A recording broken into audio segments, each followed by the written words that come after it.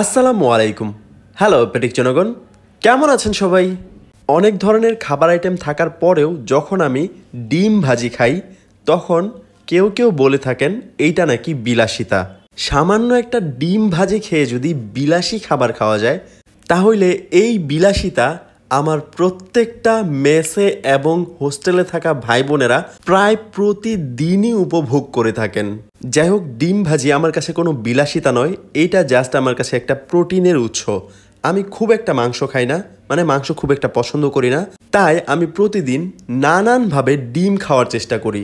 কারণ আমি প্রচুর পরিমাণে সাইকেলিং করি এবং হালকা পাতলা দৌড়ঝাঁপ, সাঁতার এইগুলা করার কারণে যেন আমার মাসেলের কোনো ক্ষতি না হয়, তাই কিছুটা প্রোটিন নেওয়ার চেষ্টা করি। যাই হোক, আজকের খাবারের তালিকায় প্রায় সবগুলোই ছিল ভর্তা, আর সঙ্গে ছিল 2 ধরনের ডাল। একটা ডাল অবশ্য পাশের বাসার আন্টি দিয়ে গিয়েছেন এবং ওই ডালটি রান্না করা হয়েছিল খাসির মাংস দিয়ে।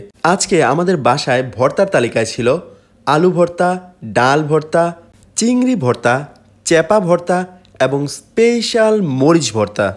আজকে যেহেতু বেশিরভাগ আইটেমই ভর্তার ছিল, তাই আজকের দিনটাকে ভর্তা ডে বললেও ভুল হবে না।